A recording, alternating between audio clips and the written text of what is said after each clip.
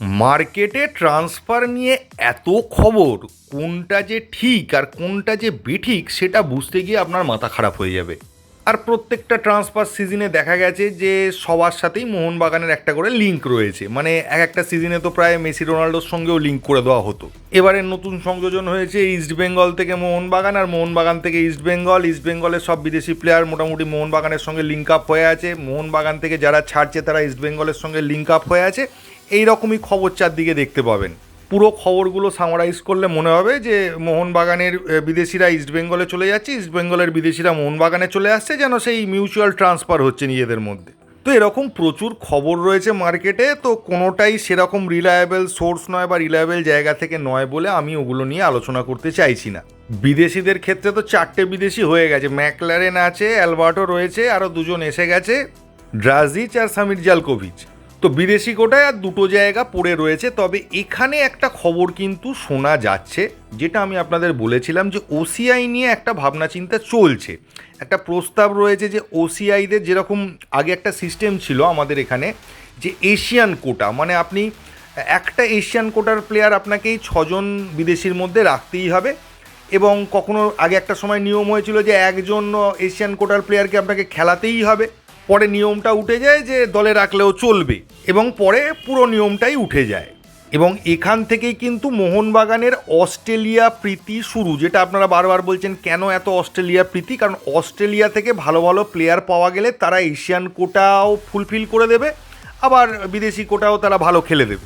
ঠিক সেরকমভাবেই ওসিআই কোটা করার একটা চেষ্টা কিন্তু চলছে ভেতরে ভেতরে, সেটা এখনও ফাইনালাইজ হয়নি, ক্লাবগুলোর সম্মতির ব্যাপার আছে।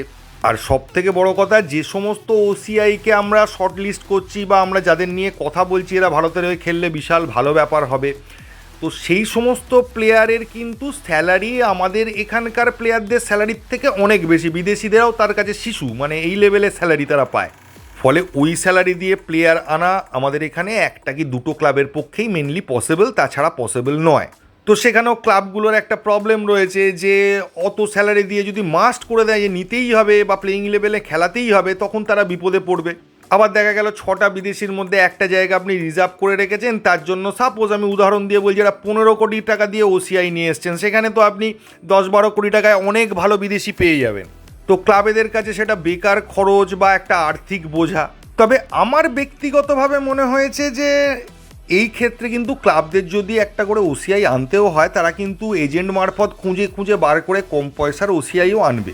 এবং কম পয়সার প্লেয়ার মানে সে ভালো খেলতে পারবে না বা সে খারাপ পারফর্ম করবে এটা তো বলা যায় না। পয়সা দিয়ে তো আপনি প্লেয়ারটাকে বিচার করতে পারবেন না। প্লেয়ারটা হয়তো ভালো পারফর্ম করেছে, তার মার্কেট ভ্যালু বেড়েছে, সেই জায়গায় পৌঁছেছে।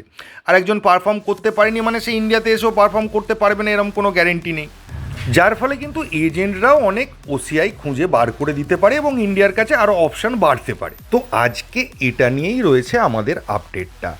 ভারতীয় ক্রীড়া মন্ত্রকের তরফ থেকে স্পোর্টস ভিসা সম্পর্কে একটা আপডেট পাওয়া যাচ্ছে, এবং আপডেটটা পাওয়া যাচ্ছে আশিস নেগির তরফ থেকে বা খেল নাওয়ের তরফ থেকে।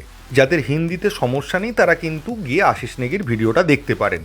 তো খেল নাওয়ের তরফ থেকে যে খবরটা পাওয়া যাচ্ছে যে ক্রীড়ামন্ত্রক স্পোর্টস ভিসা অ্যালাউ করার জন্য পিএমও অফিসে একটা রিকোয়েস্ট বা ফাইল পাঠিয়েছে। আগে বলে দিই স্পোর্টস ভিসা কি। বেশ কিছু দেশ আছে যেখানে আপনি ডাইরেক্ট সিটিজেনশিপ না নিয়েও স্পোর্টস ভিসার মাধ্যমে সেই দেশের স্পোর্টস ক্ষেত্রে আপনি রিপ্রেজেন্ট করতে পারেন। মানে ওসিআই প্লেয়ারদের ক্ষেত্রে যে সমস্যাটা হচ্ছিল, তাদেরকে ভারতের নাগরিকত্ব নিতে হচ্ছিল এবং নিজের দেশের নাগরিকত্ব ছাড়তে হচ্ছিল। কিন্তু এক্ষেত্রে এত ঝামেলা করতে হবে না। স্পোর্টস ভিসার জন্য তারা অ্যাপ্লাই করবে, তারা যদি এলিজেবল হয় তারা স্পোর্টস ভিসা পাবে এবং স্পোর্টস ভিসার মাধ্যমে তারা ভারতকে রিপ্রেজেন্ট করতে পারবে এবং ভারতীয় টিমে তারা খেলতে পারবে। শুধু ফুটবল বলে নয়, সমস্ত খেলার ক্ষেত্রে এটা প্রযোজ্য। এবং এটা হলে ভারতের ক্রীড়া জগতে কিন্তু একটা বিশাল উন্নতি হতে পারে বা একটা রিভলিউশন আসতে পারে। এবং ভারতের সরকার কিন্তু স্পোর্টসের দিকে নজর দিয়েছে, তারা বিভিন্নভাবে স্পোর্টসের উন্নতি করার চেষ্টা করছে। তো ক্রীড়া মন্ত্রক এটা ভারত সরকারের কাছে দাবি জানিয়েছে বা একটা রিকোয়েস্ট করেছে, যদি তারা এই জায়গাটা অ্যালাউ করে তাহলে অনেক সমস্যা কিন্তু কেটে যাবে। সেক্ষেত্রে ওসিআই প্লেয়ারদের ভারতকে রিপ্রেজেন্ট করার জন্য কোনো সমস্যা হবে না।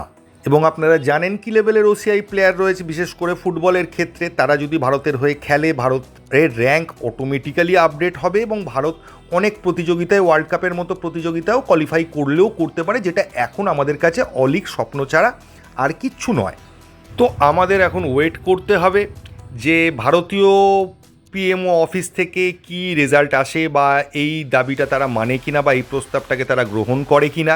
তবে এটাও বলে রাখা দরকার, এক্ষুনি কিন্তু কিচ্ছু হবে না, এটা মিনিমাম 3-4 মাস থেকে ম্যাক্সিমাম 6 মাস পর্যন্ত সময় লাগবে, কারণ এত বড় ডিসিশান এক্ষুনি কেউ নিতে পারে না। পিএম অফিসও এক্ষুনি যে লিখে দিল যে হ্যাঁ আপনারা বলছেন দাবি মেনে নিলাম, এটা হবে না, কারণ সব দিক বিচার করতে হবে, সিকিউরিটি কনসার্ন ভাবতে হবে যে স্পোর্টস ভিসা নিয়ে কোনো টেরোরিস্ট ঢুকে পড়তে পারে কিনা, ইত্যাদি ইত্যাদি অনেক বিষয় আছে, সেগুলো তারা নিশ্চয়ই দেখবে, খতিয়ে দেখার পরই ফাইনাল ডিসিশন আসবে। আর মোহনবাগানের ট্রান্সফার সংক্রান্ত কোনো কংক্রিট খবর এলে, কোনো রিলায়েবল সোর্স থেকে কোনো খবর এলে আপনাদের সঙ্গে শেয়ার করব। তো এই ভিডিওতে এইটুকুই। থ্যাংক ইউ, ধন্যবাদ এবং জয় মোহনবাগান।